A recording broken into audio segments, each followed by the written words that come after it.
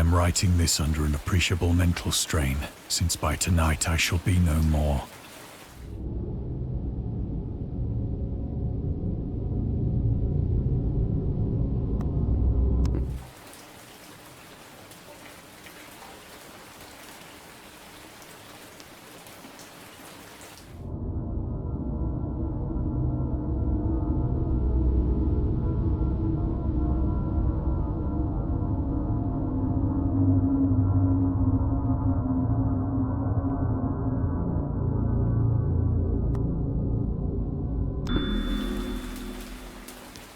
Penniless, and at the end of my supply of the drug which alone makes life endurable, I can bear the torture no longer, and shall cast myself from this garret window into the squalid street below. Do not think from my slavery to morphine that I am a weakling or a degenerate. When you have read these hastily scrawled pages, you may guess, though never fully realize, why it is that I must have forgetfulness or death.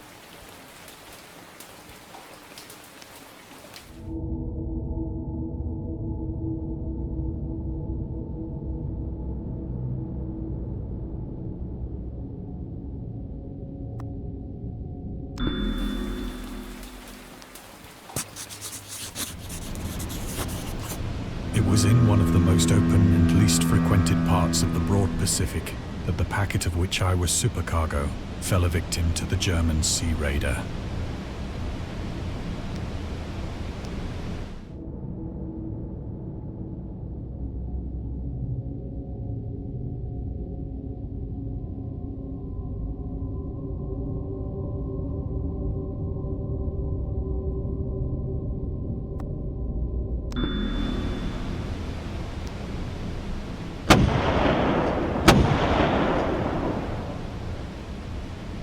The Great War was then at its very beginning, and the ocean forces of the Hun had not completely sunk to their later degradation.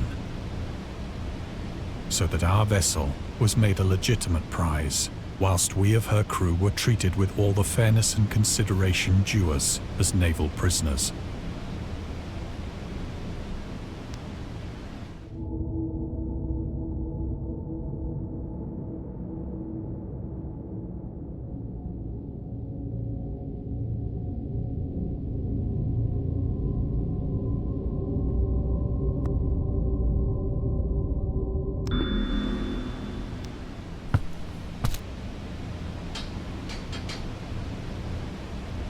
So liberal, indeed, was the discipline of our captors, that 5 days after we were taken, I managed to escape alone, in a small boat, with water and provisions for a good length of time.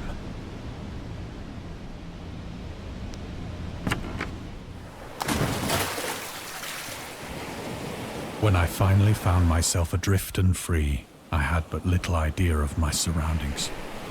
Never a competent navigator, I could only guess vaguely by the sun and stars that I was somewhat south of the equator.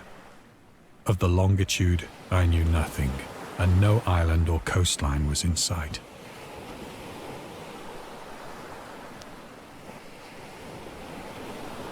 The weather kept fair, and for uncounted days I drifted aimlessly beneath the scorching sun, waiting either for some passing ship or to be cast on the shores of some habitable land.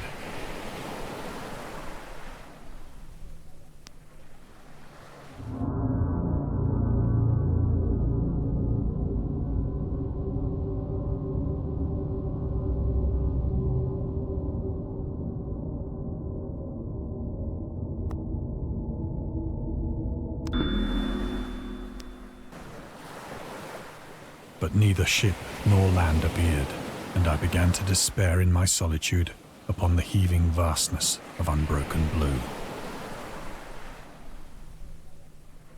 The change happened whilst I slept. Its details I shall never know, for my slumber, though troubled and dream-infested, was continuous.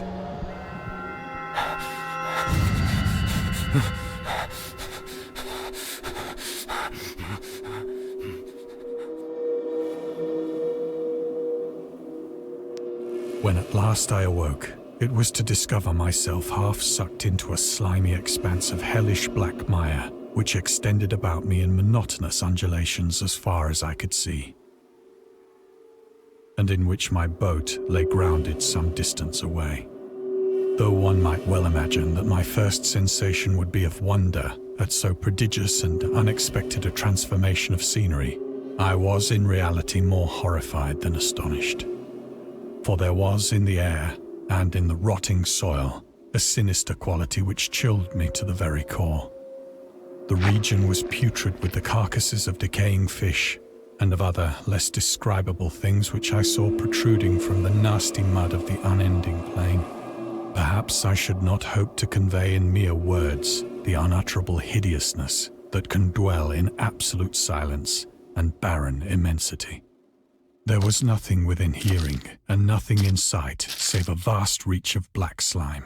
Yet the very completeness of the stillness and the homogeneity of the landscape oppressed me with a nauseating fear. The sun was blazing down from a sky which seemed to me almost black in its cloudless cruelty, as though reflecting the inky marsh beneath my feet.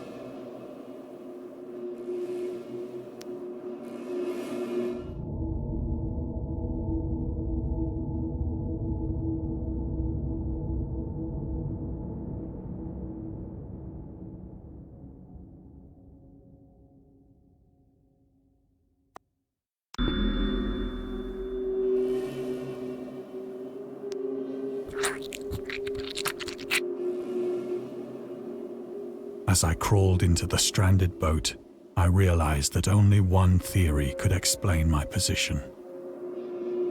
Through some unprecedented volcanic upheaval, a portion of the ocean floor must have been thrown to the surface, exposing regions for which innumerable millions of years had lain hidden under unfathomable watery depths.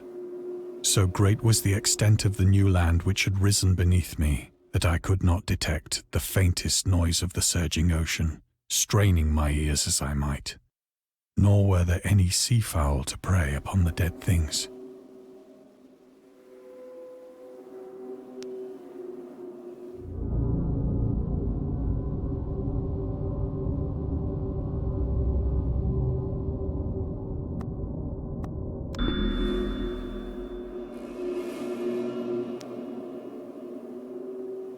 For several hours I sat thinking or brooding in the boat, which lay upon its side and afforded a slight shade as the sun moved across the heavens.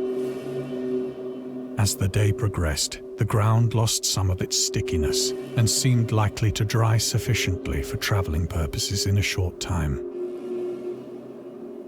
That night I slept but little, and the next day I made for myself a pack containing food and water, preparatory to an overland journey in search of the vanished sea and possible rescue.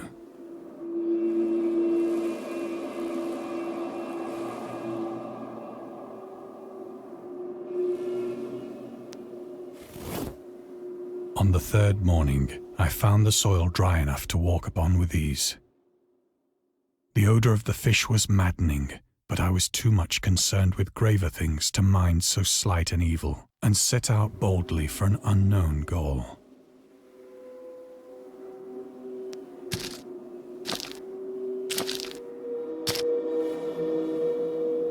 All day I forged steadily westward, guided by a faraway hummock which rose higher than any other elevation on the rolling desert.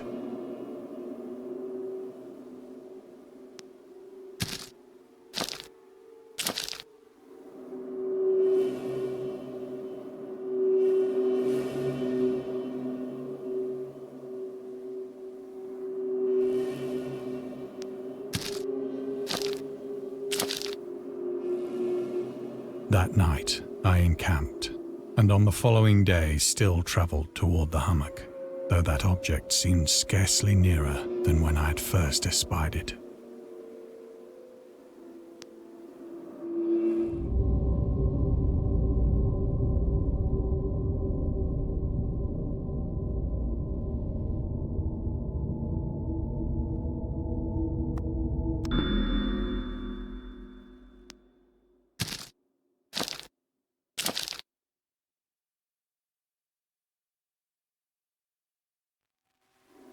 By the fourth evening, I attained the base of the mound, which turned out to be much higher than it had appeared from a distance.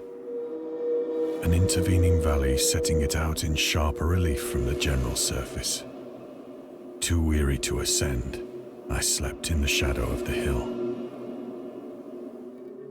I know not why my dreams were so wild that night, but ere the waning and fantastically gibbous moon had risen far above the eastern plain,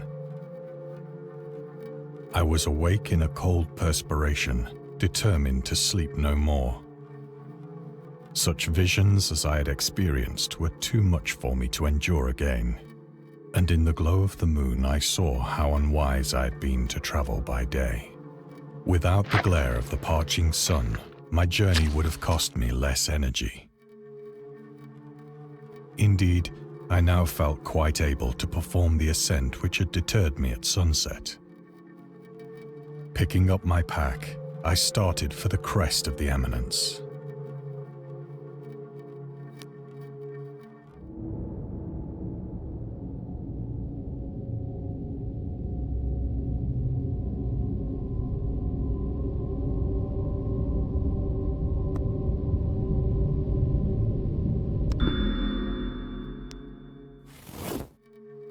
I have said that the unbroken monotony of the rolling plain was a source of vague horror to me. But I think my horror was greater when I gained the summit of the mound and looked down the other side into an immeasurable pit or canyon,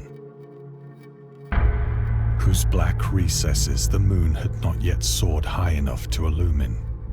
I felt myself on the edge of the world, peering over the rim into a fathomless chaos of eternal night. Through my terror ran curious reminiscences of Paradise Lost and of Satan's hideous climb through the unfashioned realms of darkness. As the moon climbed higher in the sky, I began to see that the slopes of the valley were not quite so perpendicular as I had imagined. Ledges and outcroppings of rock afforded fairly easy footholds for a descent, whilst after a drop of only a few hundred feet, the declivity became very gradual.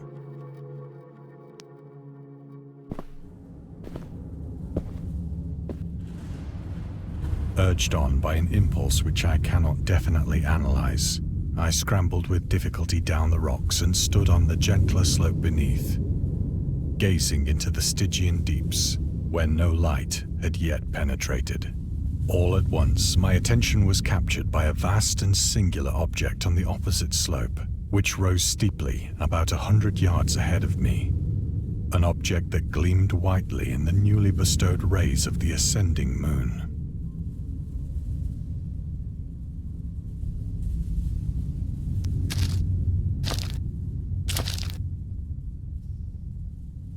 That it was merely a gigantic piece of stone, I soon assured myself.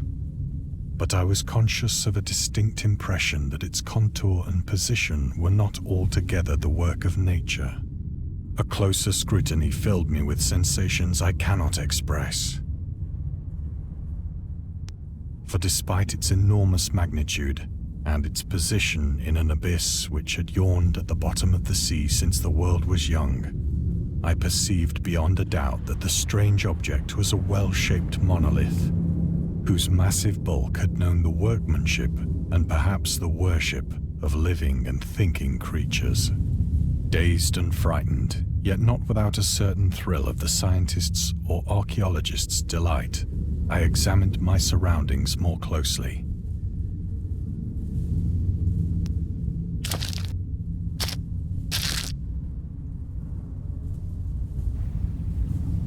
The moon, now near the zenith, shone weirdly and vividly above the towering steeps that hemmed in the chasm, and revealed the fact that a far-flung body of water flowed at the bottom, winding out of sight in both directions and almost lapping my feet as I stood on the slope. Across the chasm, the wavelets washed the base of the Cyclopean monolith, on whose surface I could now trace both inscriptions and crude sculptures.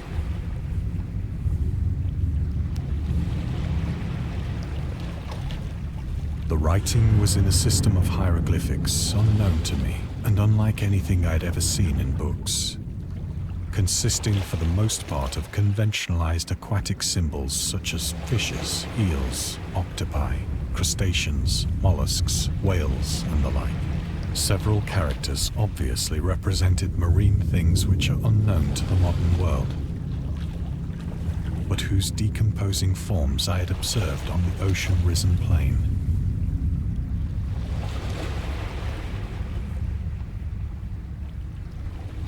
It was the pictorial carving, however, that did most to hold me spellbound.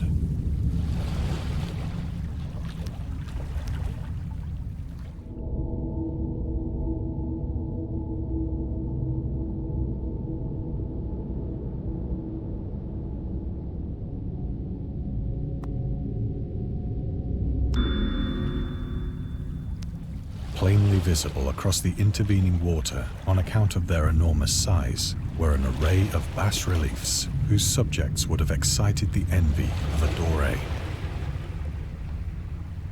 I think that these things were supposed to depict men, at least a certain sort of men, though the creatures were shown disporting like fishes in the waters of some marine grotto, or paying homage at some monolithic shrine which appeared to be under the waves as well.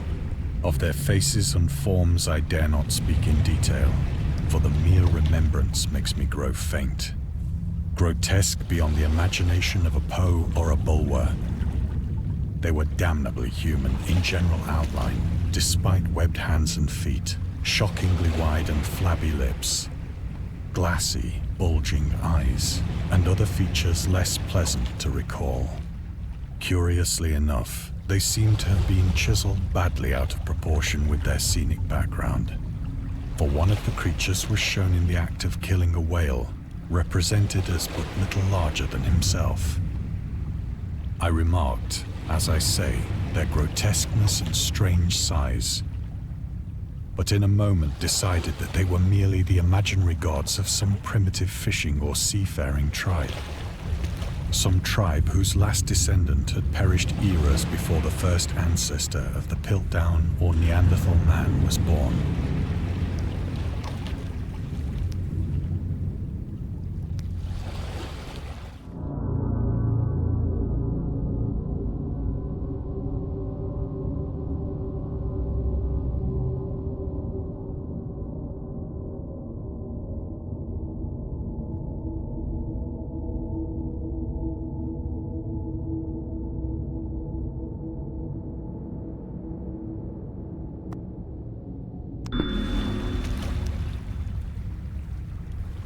Awestruck at this unexpected glimpse into a past beyond the conception of the most daring anthropologist, I stood musing whilst the moon cast queer reflections on the silent channel before me. Then, suddenly, I saw it. With only a slight churning to mark its rise to the surface, the thing slid into view above the dark waters. Like and loathsome, it darted like a stupendous monster of nightmares to the monolith, about which it flung its gigantic scaly arms, while it bowed its hideous head and gave vent to certain measured sounds. I think I went mad then. Of my frantic ascent of the slope and cliff, and of my delirious journey back to the stranded boat, I remember little.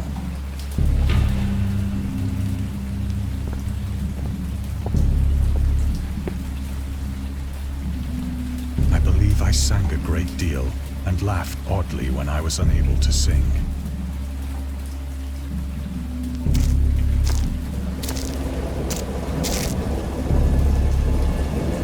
I have indistinct recollections of a great storm sometime after I reached the boat. At any rate, I know that I heard pearls of thunder and other tones which nature utters only in her wildest moods.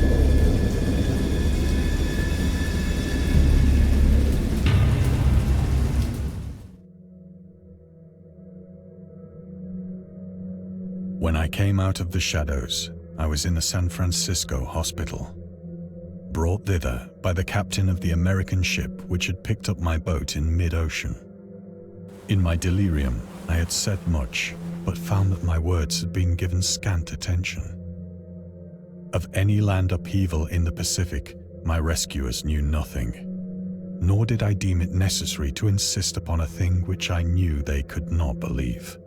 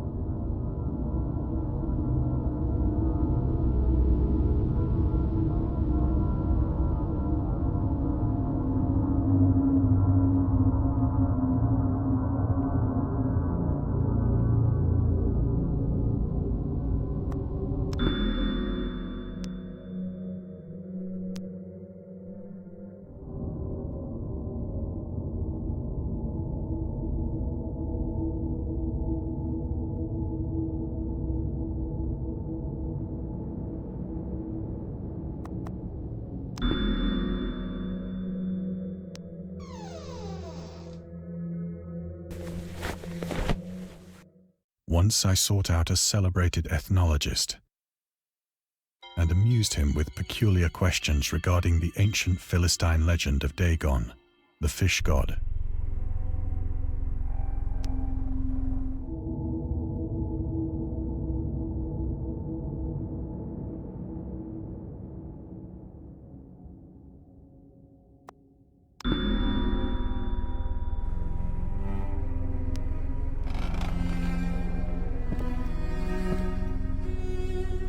But soon perceiving that he was hopelessly conventional, I did not press my inquiries.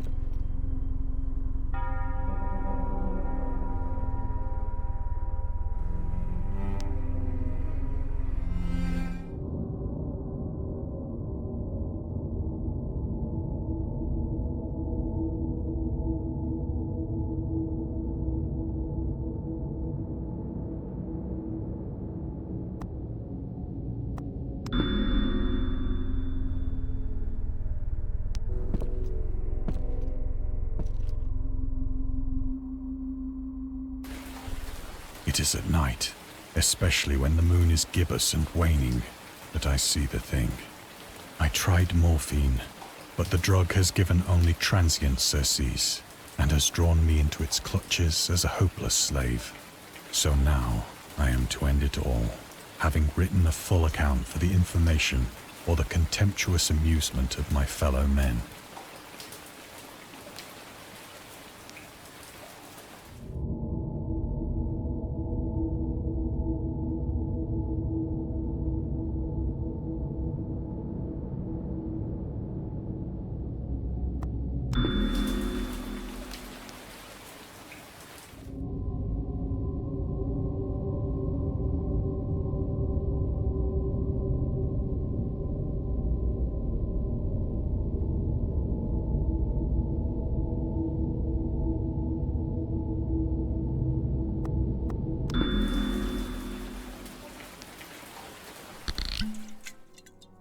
Often, I ask myself if it could not all have been a pure phantasm, a mere freak of fever as I lay sun-stricken and raving in the open boat after my escape from the German man-of-war. This I ask myself, but ever does there come before me a hideously vivid vision in reply. I cannot think of the deep sea without shuddering, at the nameless things that may at this very moment be crawling and floundering on its slimy bed, worshipping their ancient stone idols and carving their own detestable likenesses on submarine obelisks of water-soaked granite. I dream of a day when they may rise above the billows to drag down into their reeking talons the remnants of puny, war-exhausted mankind. Of a day when the land shall sink and the dark ocean shall ascend amidst universal pandemonium.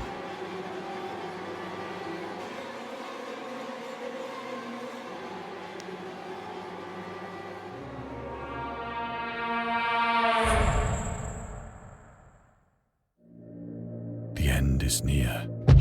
I hear a noise at the door, as of some immense slippery body lumbering against it. It shall not find me.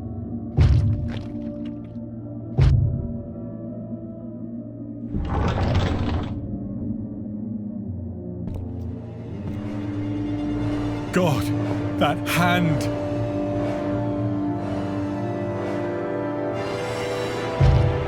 The window!